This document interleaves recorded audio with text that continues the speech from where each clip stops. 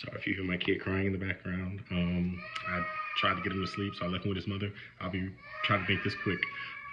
So my name is Rashad Murphy. I'm not entirely sure how we're supposed to start this video, and I'm sorry that I feel like I'm rushing through it. But I chose the BCBA task list about supervision. I think I got like a 63% on that pretest. Sorry, which was my second lowest. Couldn't find one on the philosophies, like articles and stuff on the philosophies. But if you have like any literature that you can send me, that'd be great because I really didn't know what I was looking for, which probably explains why I got such a low percentage. So that's, I guess, enough introduction. So what I looked up, the articles that I used were basically on evidence-based staff training for behavior skills training. Um, and so first, I wanted to talk about what behavior skill training was, and the other two articles essentially kind of like brought it all together. So behavioral skill training, or the first article about evidence-based staff training using behavioral skill training, basically breaks it down into the two components, which is performance-based and competency-based. Performance-based is where the trainer does it and then allows you to try it after they've modeled it. Competency-based is essentially just continuing to do it till you're competent. So just keep repeating it until criteria has been met. So there are six steps to this method.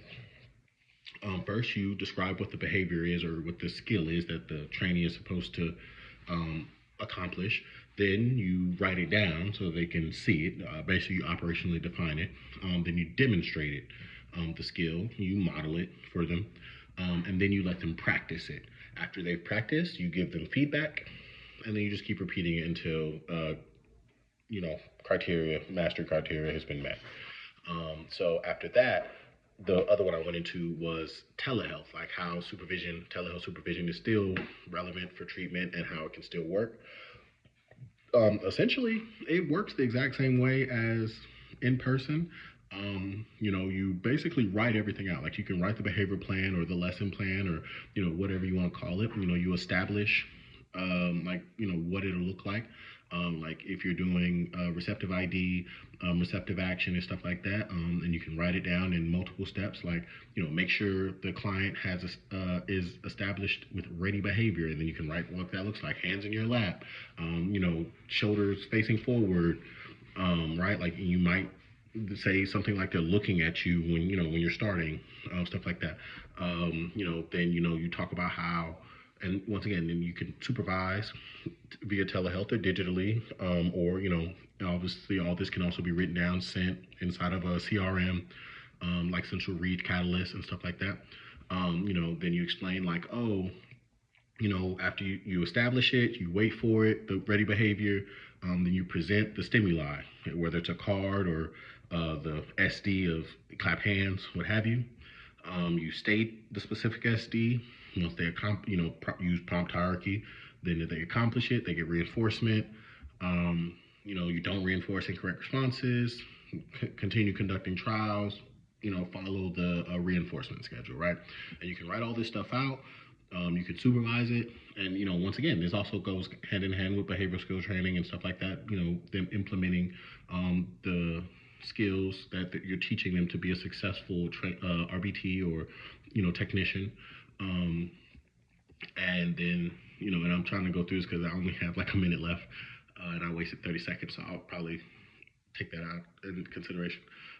But after that, the other one was using acceptance and commitment training to enhance effective behavioral skills training. And basically, that entire article was broken down into there are six components, right? Of course, one of them is acceptance, but there are essentially six components that operate within the acceptance and competent or acceptance and commitment training. And one of them is values, and that's essentially like what like our long-term goals of positive reinforcement for us, like seeing your client doing well in school one day, or just watching them develop like this long-term skill and just feeling really good about that. Like that's a value that we have, for being practitioners, and all of these are contingent like mental things to help us when as supervisors, when we're teaching our trainees. Then we also want to make sure that we're present. We're present in the moment.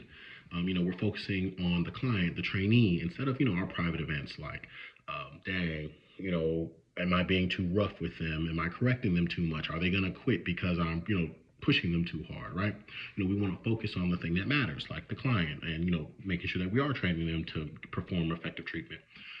Also, then you have acceptance, right? Like not allowing pushback, right? Like, oh, I don't think that's going to work and stuff like that. Like sometimes some RBTs are a little combative. They don't believe that you know what you're doing, but you don't let that stop you, right? You don't just like, you know what, no more supervision.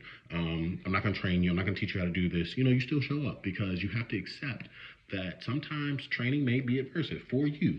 It could be aversive for them, and their response to you is just a version of avoidance behavior, and we can't reinforce that.